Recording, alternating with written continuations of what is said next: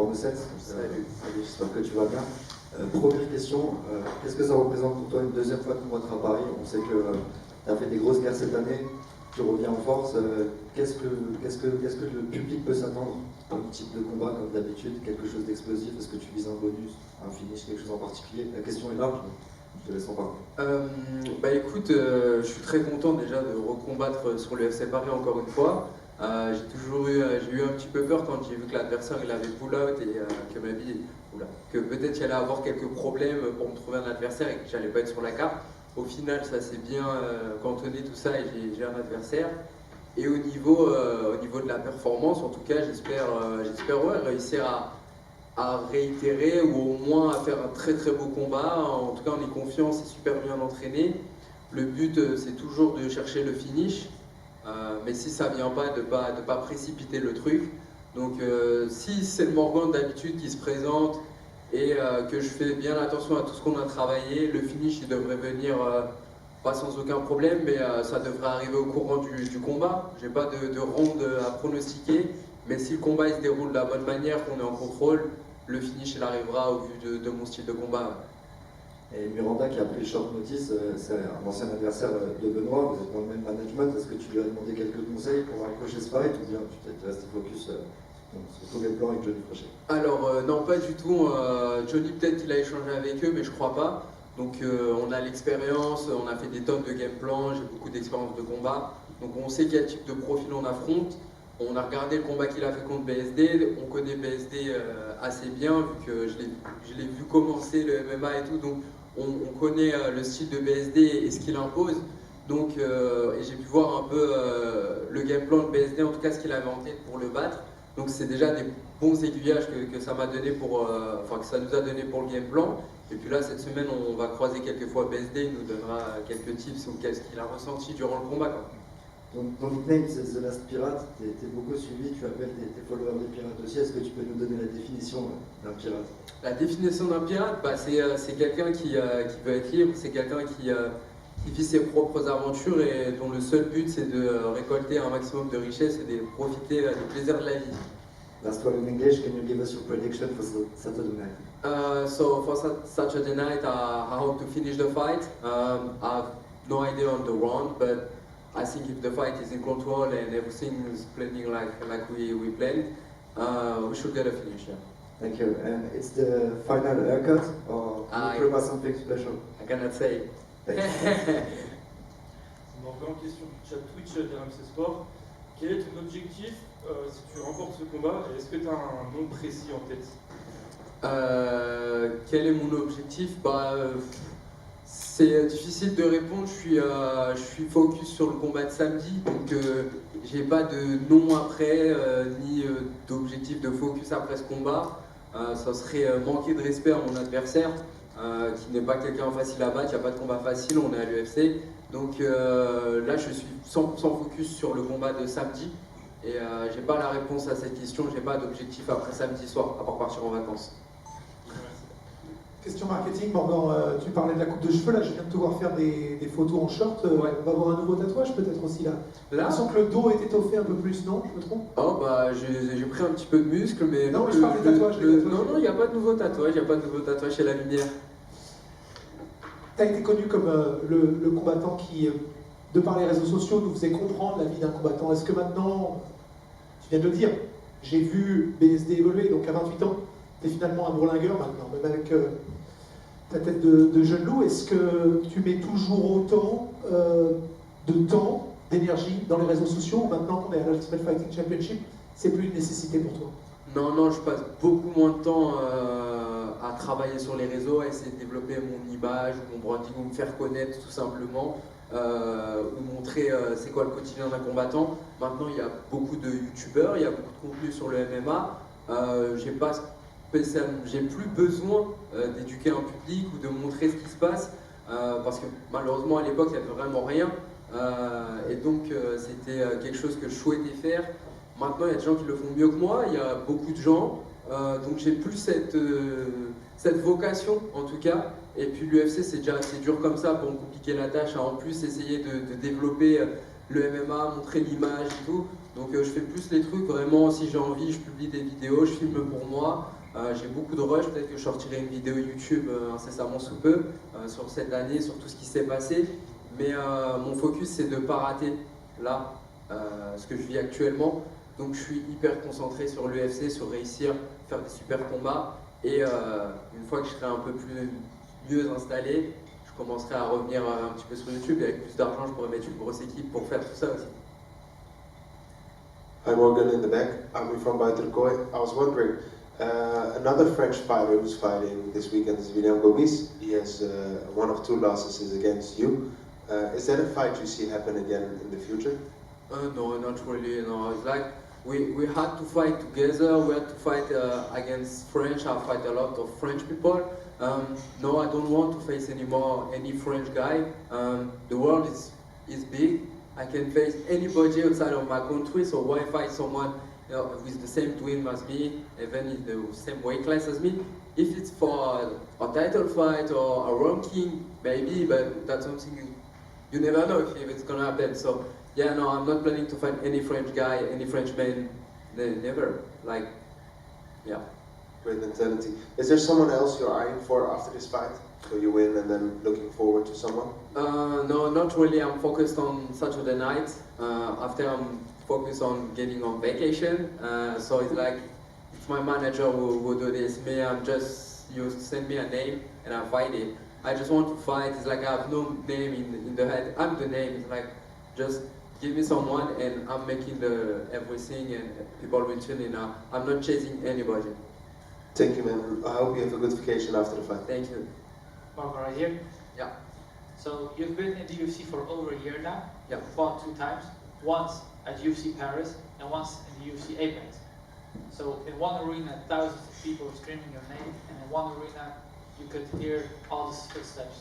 How much of a difference did you feel in both of them? For me, it don't feel different because I had a lot of experience. When I was fighting for Cage Warrior, I was fighting in the MTA Arena during COVID. I fought on small studio show too because they did this, so I was used to it. And if you look at the way I fight, even if there's only 30 people, there's a lot of noise because the fight I do are so entertaining that people scream. So for me, it was like being in a big arena. There was noise when I was fighting in the Apex.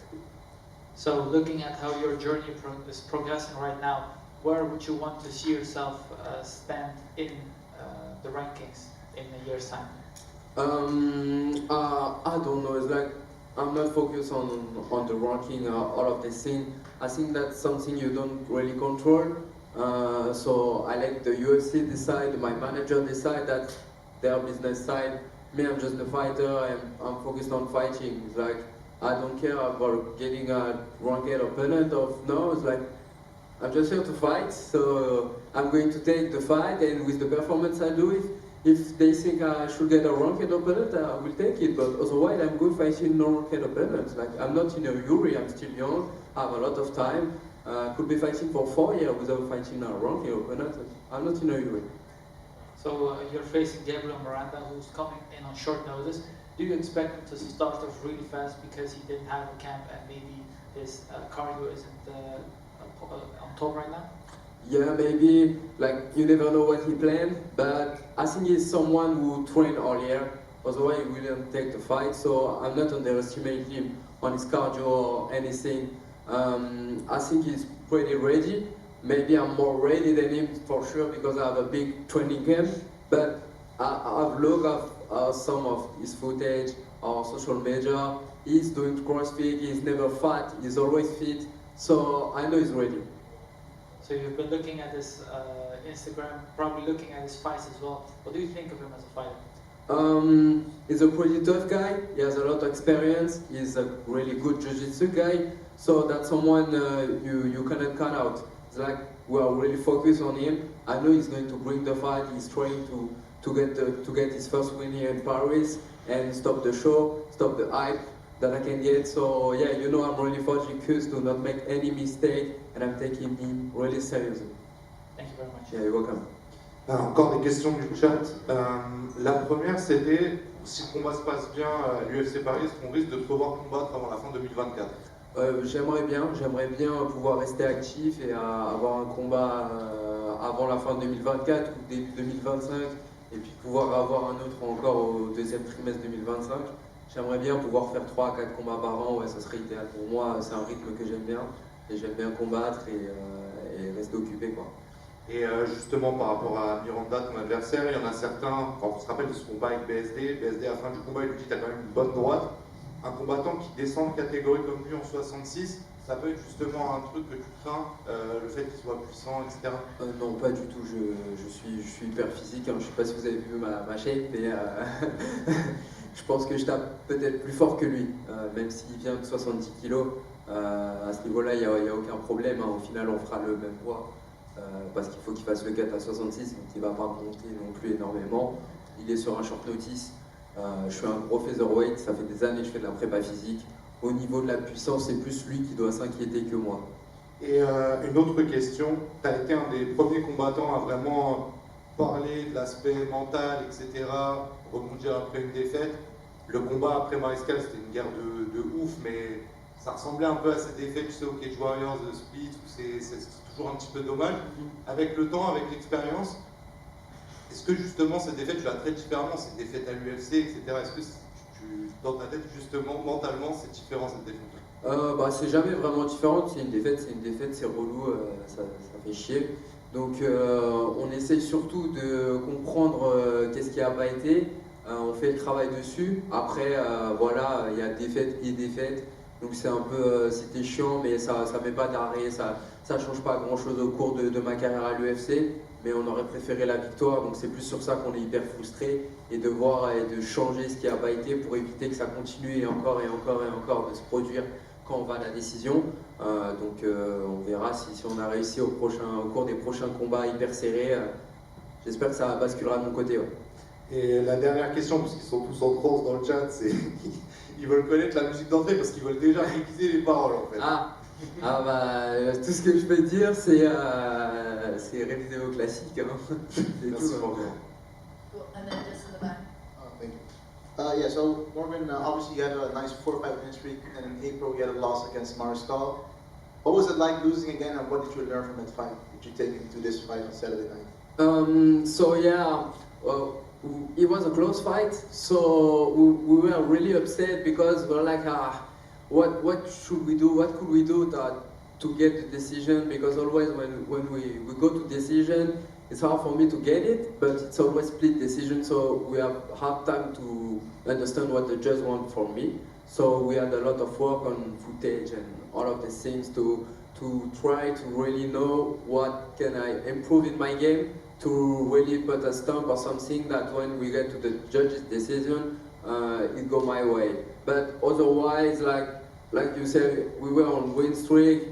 We did an amazing fight with Chepe. So we just focus on the future. Like, it's done. We cannot do nothing about this. I did a great fight. So we just focus on the new opponent that we have and to have a finish this time. And so with a finish, there's no problem. All right, thank you very much. Yeah, you're welcome. Morgan, you're very positive. You've got a great and bright smile, but I heard you, I can't wait for another 4 years to face strength opponents. I don't want to leave this room thinking you're just happy where you are. Is that impression that I'm getting? No. It's not. No, I'm not happy where I am. I want to be big. I have a big ambition, but I don't know why everyone is so focused on working. Like, just turn in, watch the fight, turn in for the other fight, and if I need to get a ranking, I will get one soon enough. Like, I don't know why everyone is so in a hurry about ranking, taking the belt, and all of these things. I just have to fight in the UFC, so I'm just a kid here right now. I know the things play. I know you have to earn the stuff, you have to earn everything. So we can talk about this, like maybe just when I've signed my new contract. I'm on my first contract. I'm not getting money right now. I'm fighting almost for free. I'm encouraging everything, doing a lot of statistics, doing a lot of things to have the hype. So I need to take my time to have a good life, because I'm not going to do this until I'm 40 years old. So I take my time, make the right adjustment, everything, just step by step, trusting everyone around me, and we'll see where we go. Ranking will come one day, but I need to rack up wins to do this. Right now I'm on a 1 defeat, so I don't know why people talk about me about ranking. Morgan, bonjour Olivier de Yeah. Voxline. Je voulais, tu en as parlé un petit peu brièvement, je voulais que tu reviennes avec nous si c'est possible sur ton combat, donc le dernier combat. Je voulais savoir comment ça s'était passé round par round, entre guillemets, comment tu t'es senti, et justement, qu'est-ce que tu penses que tu vas devoir faire mieux la prochaine fois? Bah écoute, round par round, pour moi, le premier et le deuxième round partaient de mon côté. Après, c'était pendant que tu es dans le combat. Mais je pense qu'en termes de dégâts, j'étais largement au-dessus. Dans le sentiment, dans ce que je ressentais dans le combat, le danger qui était proposé. Et le troisième round, c'est vraiment la dernière phase où je sens que peut-être les juges peuvent se dire oui, ça lui suffit. Mais en vrai, il y a eu beaucoup de phases où c'était juste de l'activité, des petites activités, mais j'ai jamais été vraiment mis en danger durant tout le combat, hein, à l'inverse de Tchépé qui a passé un très mauvais quart d'heure. Donc c'est toujours un peu chiant. Après, je suis pas juge, donc on essaye surtout de prendre en compte, voilà, qu'est-ce qui n'a pas été, qu'est-ce qu'on doit garder, qu'est-ce qu'on doit pas garder. Donc c'est tout le travail, c'est tout ce qu'on essaye de faire, pas que là, hein, depuis des années. Après, voilà, je suis un combattant qui préfère finir ses combats. Peut-être qu'il faut des fois que j'essaie de moins chercher le finish et de sécuriser les rounds, et malheureusement d'offrir moins donner du coup au public pour sécuriser la victoire, mais je trouve ça dommage, quoi. Du coup, j'ai compris que tu n'étais pas d'accord avec la décision en fait. Ah non, j'ai pas dit ça, je suis juste que moi je pensais que sur le combat j'avais fait ce qu'il fallait, et que les juges ont vu autre chose, parce que attention, le combat était très serré, Tchépé il a fait son boulot, c'était un très beau combat, et il y a ouverture au débat sur le fait que j'aurais pu gagner, et que Tchépé ait gagné. Non, pas du tout, je reviens pas sur la décision, c'est pas mon travail ça. Et tu as regardé le combat à froid Ah oui, bah ouais, ça fait partie du métier, ouais, on l'a regardé plusieurs fois. et du coup, tu as senti quelque chose? Oui, bah, on essaie de travailler dessus pour éviter que les décisions elles nous filent entre les doigts. C'est ce que j'ai dit juste avant, de moins ouvrir le jeu et de vraiment verrouiller le combat. Mais du coup, il y a moins de chances qu'il y ait un finish si je dois gagner tous les rounds de cette manière. Donc en fait, tu vas essayer de moins chercher le finish. J'ai pas dit ça, je vais rien chercher. Ok. All good? All done? One last question? Salut Marc, Lorenzo pour Actu Ouais. Demain. Pour revenir sur ce combat, c'était une guerre, c'était combat du mois, il y a eu des clips où t'esquivais tous les coups, etc. Est-ce que tu penses que ce genre de combat, ça peut te rendre encore plus populaire, notamment pour l'UFC qui aime bien les combattants comme toi qui donnent du spectacle? Oui, bien sûr. Bah, quand tu regardes dans l'histoire de l'UFC, les combattants qui sont le plus connus, donc qui ont été mis en avant par l'UFC, c'est soit des super champions imbattables qui écrasent tout le monde, soit des action fighters qui vont rendre le sport très impressionnant par les performances qu'ils font, qui gagnent, qui perdent. Là, de tête, comme ça, je vais te parler des frères Diaz, mais tu peux remonter plus loin où tu as d'autres combattants. Je pense que les gens ne se souviennent même pas de leur record, mais ils savent que, attention, quand ils combattaient, c'était quelque chose. Et Miranda, il a quand même un jeu assez ouvert. Est-ce que tu penses que ça peut faire encore une fois un combat spectaculaire? Ouais, je pense que le but de l'UFC, c'est de me matcher avec des adversaires qui permettent d'ouvrir le jeu et d'offrir ce genre de combat où il y a l'opportunité du finish des deux côtés. Forcément, vu que j'ouvre le jeu aussi, je peux aussi me faire soumettre ou finir. Et c'est le but du sport, hein. Pour moi, en tout cas, c'est le but du sport, de gagner ou de perdre par finish pour donner le spectacle aux supporters dans la salle. Très bien, merci. De rien. Thank you. Merci à tous.